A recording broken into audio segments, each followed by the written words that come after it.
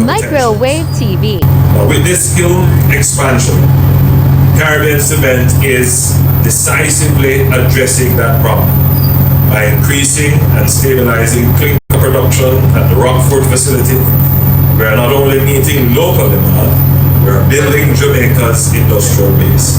This means more timely delivery of cement for housing projects, fewer delays in critical infrastructure works, and a more predictable cost base for developers and contractors across the country. Moreover, this project directly supports our housing ambitions. From 2016 to today, this government has delivered more housing starts than any previous administration. We have launched, yes, we have launched the new social housing program for the most vulnerable. We have reformed the NHD to allow greater access to financing, and we are well on our way to creating a more efficient, faster approving, and more accountable land titling system that will facilitate more private construction activity. But even as we reform policy and mobilize capital, we need industrial capacity to keep pace. We cannot house our people if the fundamental inputs like cement are constrained by outdated or overstretched production capacity. And this is the link between industrialization and social transformation. When we invest in factories, we invest in our families, yes. When we strengthen our productive capacity, we strengthen our national development. And this project does more than supporting housing. It supports jobs. The construction phase employed scores of engineers, tradesmen, and technicians. And I want to pause at this point.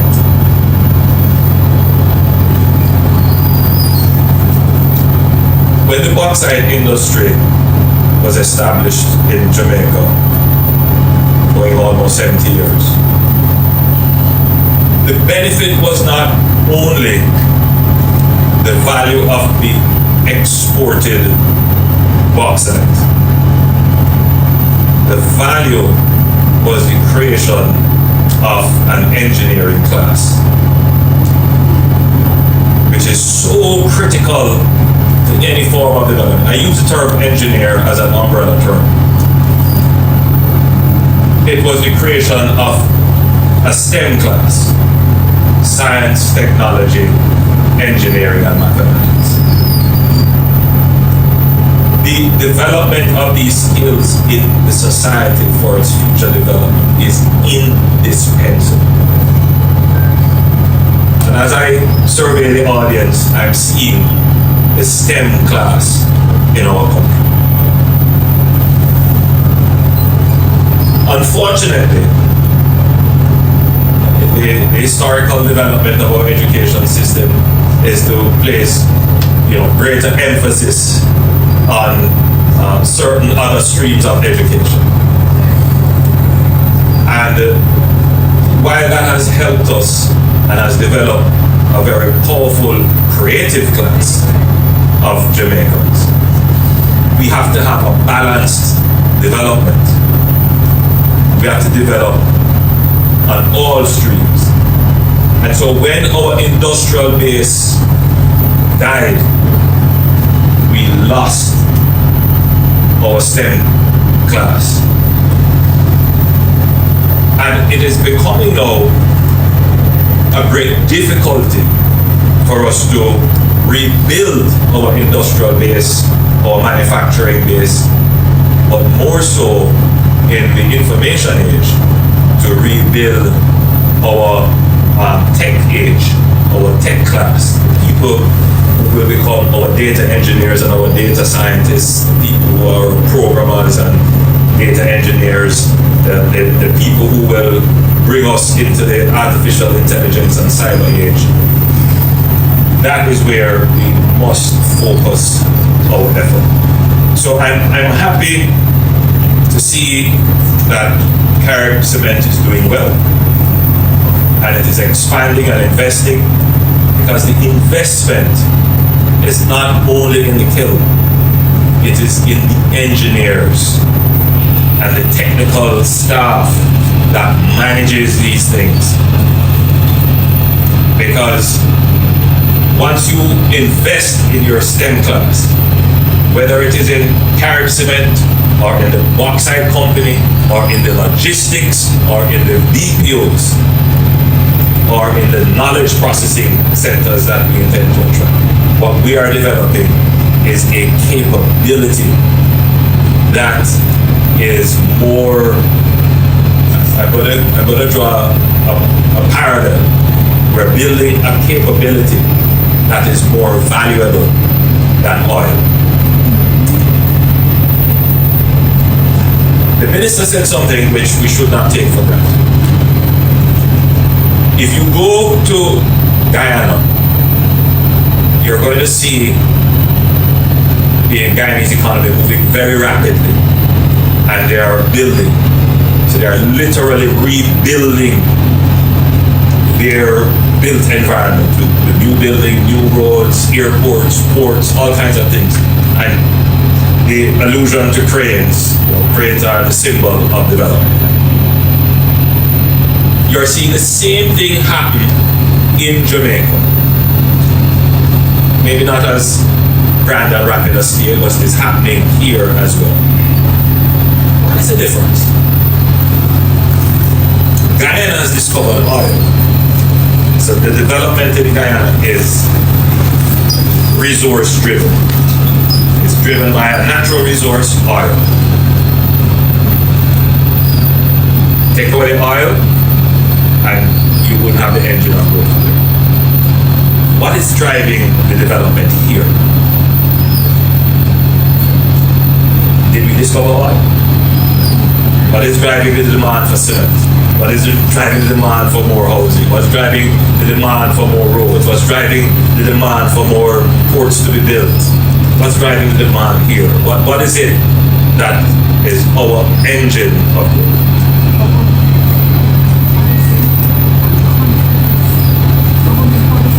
So, yes, it comes down to the policy of the government. That's what it comes down to. It comes down to government policy. It is an intangible resource. Think for a moment. The government of Guyana decided that it would give a cash transfer to every household, about $400 thereabout. It would pay CXC fees, CSEC fees, and it would give a grant to young people. And where did that come from?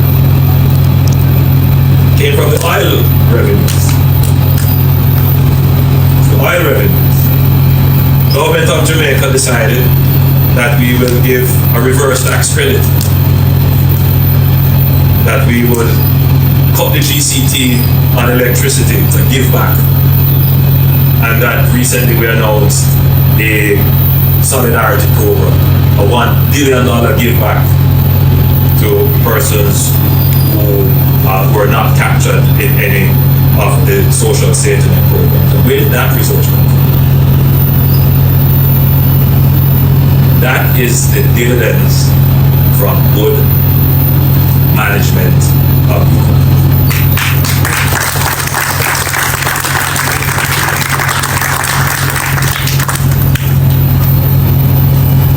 Reluctantly, you may not agree, but think of it. Was it ever possible before?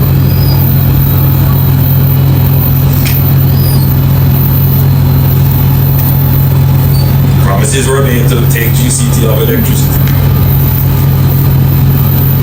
Didn't happen. Promises were made to give back taxes, and that never happened.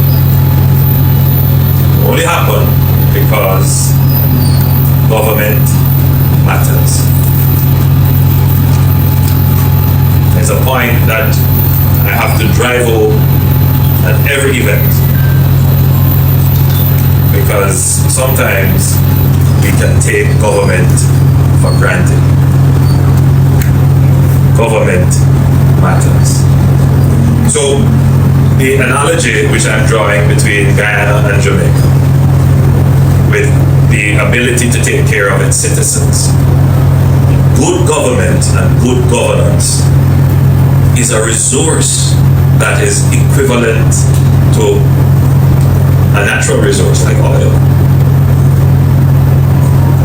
And having the resource as well residing in our people, having technical capabilities and technical skills, is also a powerful resource. Because it is with these technical capabilities paired with good government that we will be able to totally rebuild Jamaica.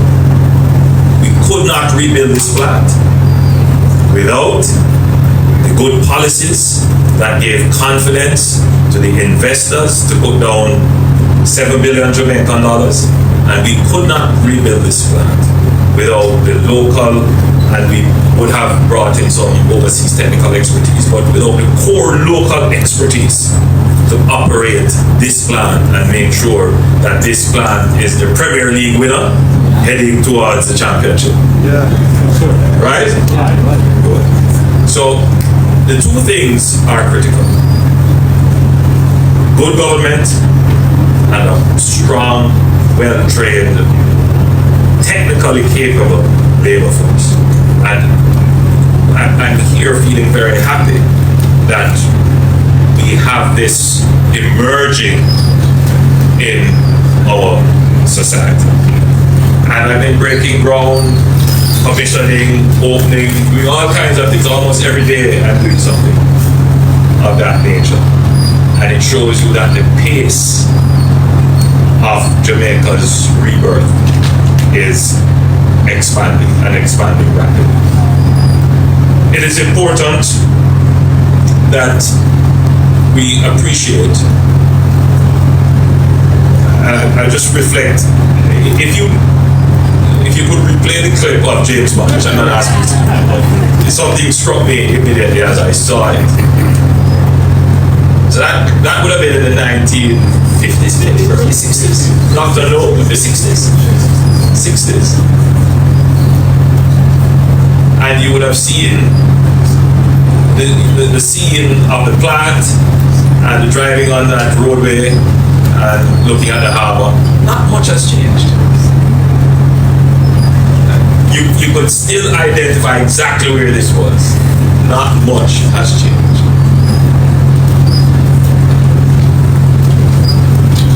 And it speaks to the pace at which our economy was able to generate the revenues for us to continue the build out of our built environment. So the roadway is practically the same. We haven't done much revetment to the harbor side. The hillside still looks the same, right? So for us to start to really make an impact, we must increase the pace of our industrial development. And I've been speaking about the industrial development of the country more and more. And Carib Cement is a critical element to this. We can't rebuild the communities of Central Kingston, of Harbour View, the entire Kingston. We can't rebuild those communities that are now in urban blight without a properly functioning cement corporation in Jamaica that can deliver the cement at an affordable price with greater efficiency. So this is a strategic investment for Jamaica. And indeed, I would say that this is a partnership that we must ensure that that partnership works and that partnership lasts.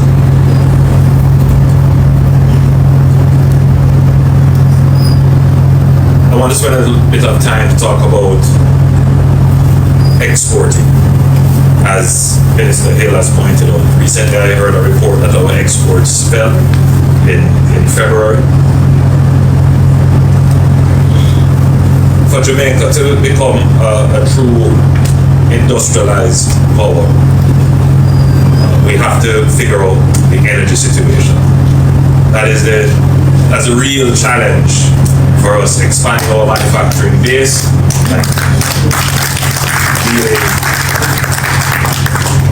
Because you have two options for exports. It is either you're going to export by virtue of efficiency, so you are the lowest cost, or you're going to export because you're the highest quality. So the cost is not the primary endeavor. In cement, I think quality is relatively standardized. So if you're going to export, it must be on price and efficiency. So getting the energy prices down is critical. We have engaged in several programs. One of them would be the tire recycling and utilizing the tires in some of your kiln operations. And I know that that has assisted, but it's still not enough. So we need to see greater investments in bringing down the cost of energy to ensure that the price of cement remains stable and the quality remains high as well. But the government of Jamaica has to take some additional measures as it relates to energy prices generally in the country.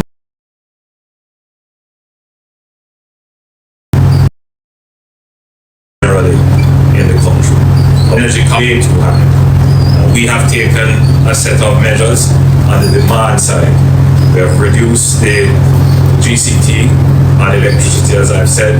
We have introduced some subsidies and support for households to be able to get onto the grid to reduce the non-technical losses, and we are supporting the introduction of prepaid metering to give greater options to households. But we have to go greater in the introduction of renewables in the grid, and we have to take other steps and other measures to ensure that the structure of our electricity market is such that we remove any inefficiencies that may cause the electricity price to be higher than it is normally. So I wish to take this opportunity, speaking to a high energy user, to say to you that the government is looking very carefully and will very soon take some decisions that will, in the near term, result in a stabilization, if not a reduction, in energy costs to both consumers and manufacturers, because this is critical to our industrial base.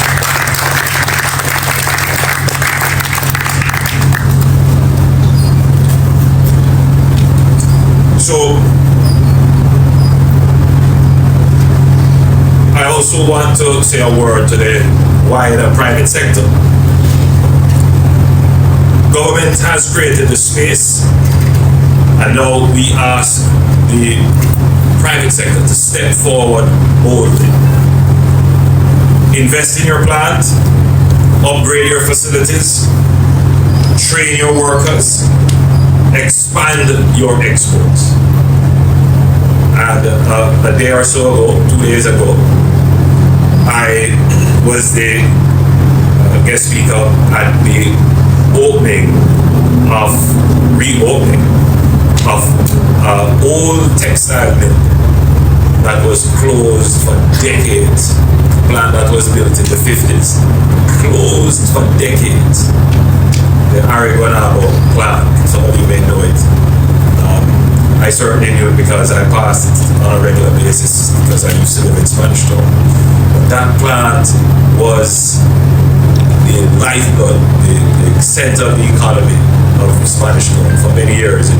It employed thousands of people, provided textile and clothing and exported.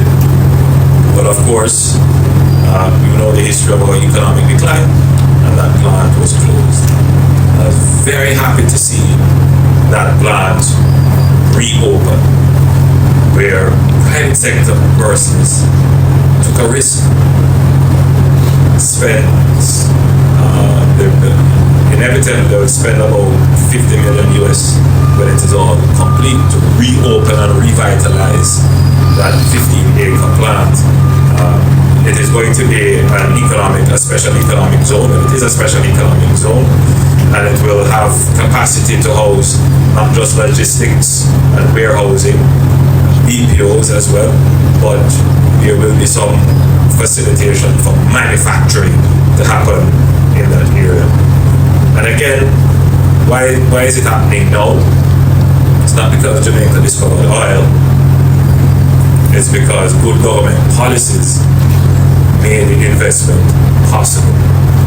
And there are those who will say, well, this is only going to benefit the private sector, which is a notion that we must always confront, tackle, and dispel. Already, 2,000 persons are employed in that special economic zone, and when it is complete, 5,000 persons will be employed. That's not everybody benefits. And that happened in 9 months. They took almost 2,000 persons on in 9 months. But not just that. If you knew the area, that plant stayed depressed the entire area. Now that the plant is up, everybody is in a better state. People whose housing value was impacted by a derelict plant, those houses, their values have gone up. All the communities around, their values have gone up. The income being generated will support businesses through and through Spanish Town. And it is likely that as a result of that, other businesses will come on board. So I want to make the point that the government's policy is critical to supporting investment, but I wanted to give you some more details as to what are some of the policies. And it's not just stability in taxation. It's not the fact that the debt has gone down. It's not only the stable dollar. But in the recent budget, we introduced something called the Accelerated Capital Allowance Investment in Equipment. So factories and other commercial buildings up to December 2026 can benefit from this. So if you have investment plans on the table, I encourage you to bring them forward and take advantage of this incentive. This is the Accelerated Capital Allowance Investments in Equipment, Factories, and other commercial buildings. So if you have a plan that you want to build, now is the time to build it before December 2026, so you can take advantage of the Accelerated Capital Allowance. That means you can bring forward more of the depreciated value of the asset into your current financials. That gives you less tax obligations. So these are just some of the policies that we have put in place that key business people who are paying attention to the business environment can say, you know what, that investment that I've been thinking about, maybe now is the time to actually do it. And so it is these kinds of policies why you would understand cranes are going up in Guyana because of oil, but cranes are going up in Jamaica because of policy. So to the people of Jamaica, what we do today may seem like a corporate affair, but it will soon be felt, if not being felt already, in everyday life. It will be seen in the speed at which housing is built, in the cost of housing. It will be evident in the jobs created. I should have said as well that this investment has been done with great environmental sensitivity. I know that you are now reducing the dust impact of the investment. Your emissions has been reduced by 5 times below the NRCA standards, and I should commend the management.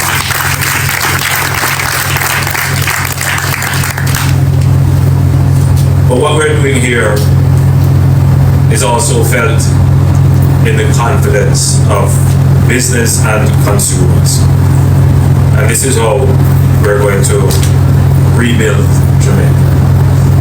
By a solid partnership, good government, good policies, good enterprise, good investors, and of course, a solid labor force, technical and competent, and who understands their role in ensuring that Jamaica achieves its true potential, which is a country that is growing, expanding, a country that is peaceful and productive, and a country that is fair and prosperous for all. So I close my presentation to you today. And every time I make my presentations, I'm cognizant, I survey the audience. And I know that some of the things I say are jarring. They're jarring because for decades we have perceived things one way. We have fed and absorbed and believed false narratives. And it will take time for the real message of what is happening in Jamaica to come to your understanding. But when I say to you that the cranes are going up in Guyana because of oil, but they are going up here because of good policy, that is an incontrovertible, uncontested fact. There has been no discovery of any mineral or other natural resource in Jamaica other than the reigniting of Jamaican enterprise, the employment of Jamaican labor, and the creation of policies that support enterprise and labor. That is what it filters down to. If you stop for a moment and think about it, you will see that that is the fact. And therefore, you have one choice. And that choice is to choose Jamaica. God bless you.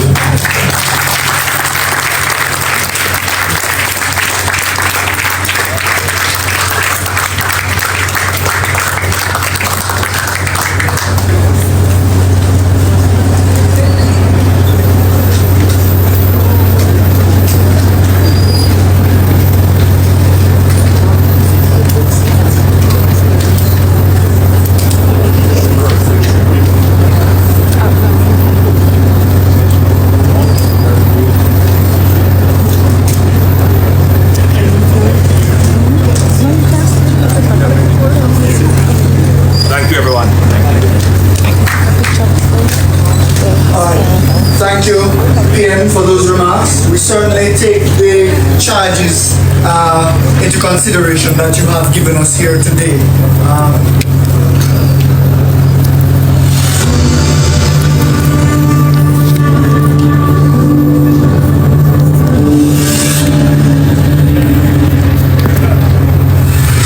In the heart of the Caribbean, where vibrant culture meets natural beauty, a new chapter of growth begins.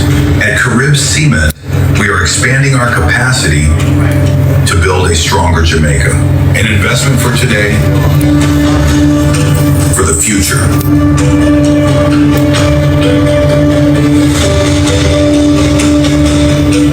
With cutting-edge technology efficiency, reduce emissions, and embrace sustainability.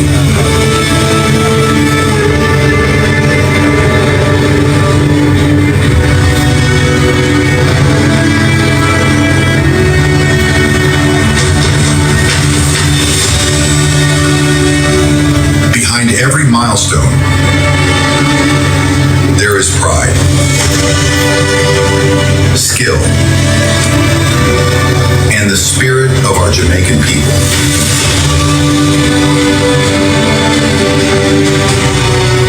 From Carib cement to the roads that connect us,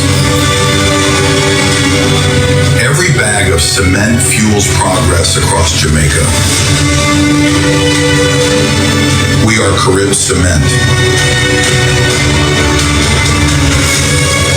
We are part of Jamaica.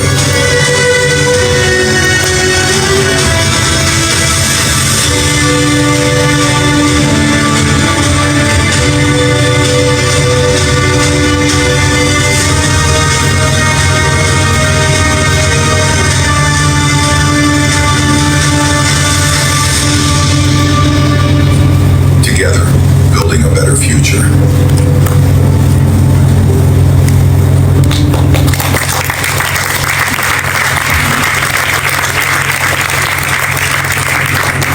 Ladies and gentlemen, it behooves me to conclude this part of this morning's program. We thank you for taking the time to be with us and for sharing in this important occasion. For the touring party, a shuttle will be available to transport you to the official ribbon cutting site. This will be followed by a photo opportunity, live refreshment. Ladies and gentlemen, thank you once again, and I look forward to your continued support. Please bear in mind that there's only a small number of persons that will be journeying with us. So please, we ask that you also observe the safety protocols. All right? Thank you very much.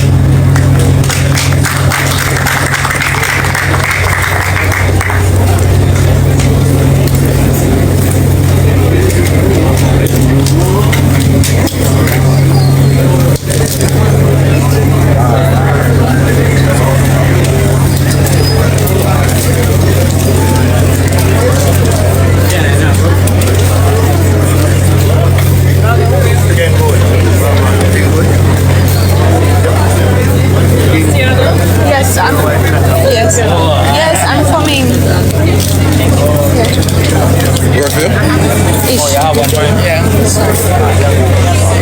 Alright, one more for her. That's it. Medium. Yeah. I'm a small. Them not have no small, no love. Medium. Alright, good. Let's go.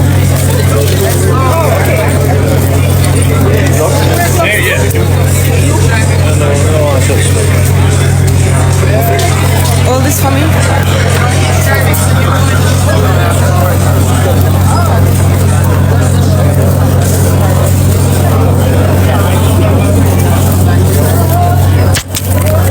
You take off your lights? No, man. You take off this? Yeah. Go on.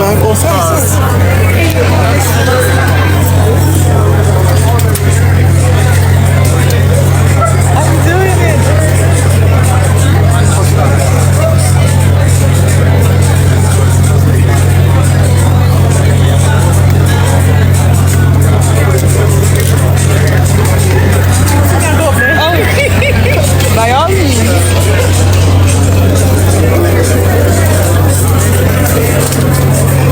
So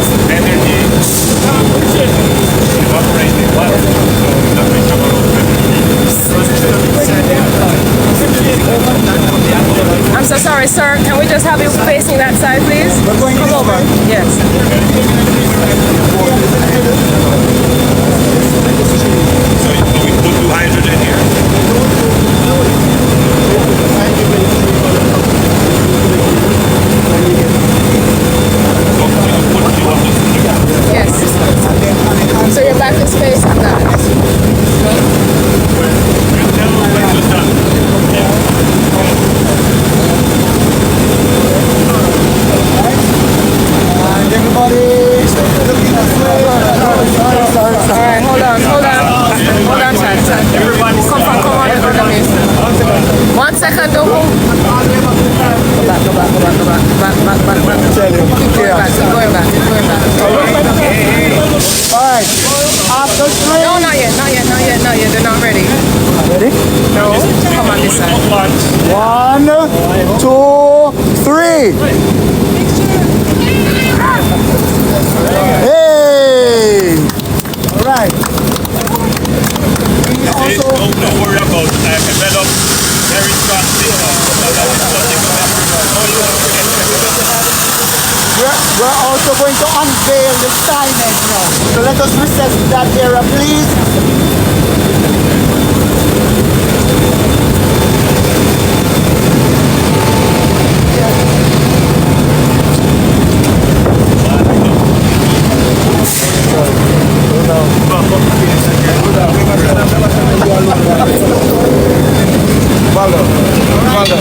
Rivaldo.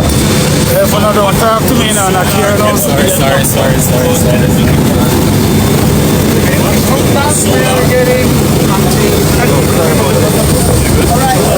you don't talk to me, not here now.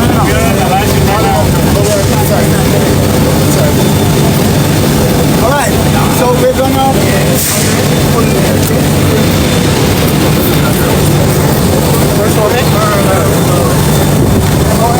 you good?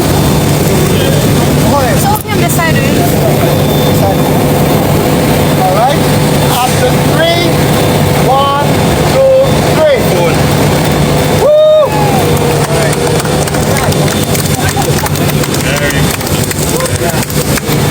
We're going to install it in a very specific okay? Yeah. Thank you. Sorry.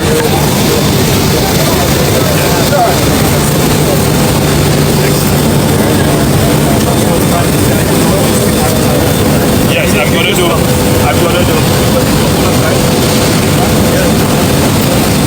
But I'm gonna talk about it here. I'm going to interview and then I'm done.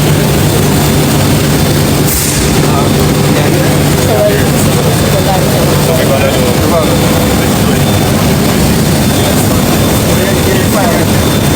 This is the live.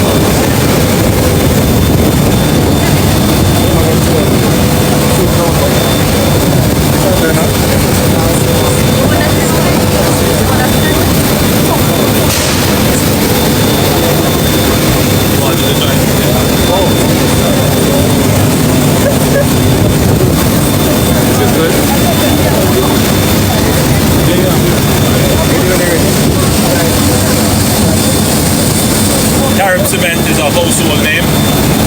Almost every Jamaican knows about Carib cement. It is a source of national pride and a symbol of Jamaican manufacturing and industrial capabilities. For several years, Carib cement floundered in terms of reinvestment in the plant. But in recent years, there has been significant investment made in the plant. And today we are here to unveil the opening of a new kiln. Now, if you take a look right here, you will get a sense of the massiveness of what has been done here. This is a $7 billion Jamaican investment in a new production facility. This kiln is breaking down material at heat of over 1,000 degrees Fahrenheit or centigrade. Of over 1,000 degrees centigrade. I'm told it literally converts the input, which would be gypsum and limestone, converts into lava. So you could imagine the heat requirement that is necessary, the energy requirement that is necessary. Now the beauty of the kiln is that it is using old tires and recycling them in the production process. but this kiln could also use other forms of waste. So this investment reduces emissions, reduces the cost of production, helps with our environmental and waste disposal issues. It reduces the downtime of operations, but it gives stability to the price of cement and the supply of cement. And of course maintains the quality. So this investment is so important on so many levels for Jamaica. But the important thing, in my opinion, about the investment is that it facilitates the growth and further development of our labor force in the technical science and engineering area. So as you look around the plant, you can see that the labor force has increased, but it is labor force that is well trained, that is highly technical, and you need this kind of labor force if you're going to undertake any massive redevelopment of your built environment. So on several levels, this is not just a development whose benefit is internal to the rate of return to CEMEX and its investors. No, there is significant external rate of return to the entire Jamaican population. And how was this possible? It's possible because the investors feel quite comfortable in putting down $7 billion Jamaican dollars in the Jamaican environment because there are certain of our tax policies, there are certain of our industrial policies, there are certain that the exchange rate will be stable for a long time, and they are certain that the government is serious about development. They are also certain of what our environmental standards are and what we require of them. And that, in a package, is the impact of good policy on development.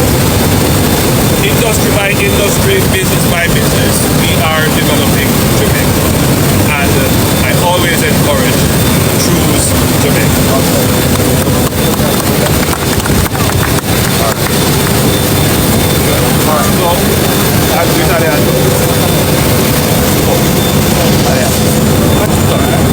All right, you are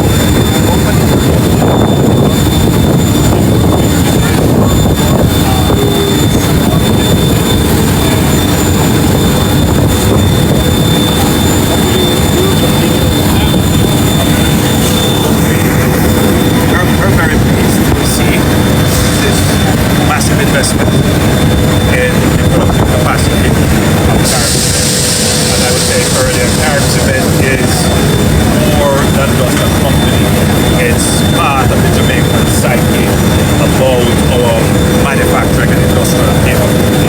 It gives the restaurants of Jamaica can build on its own and be self-sufficient.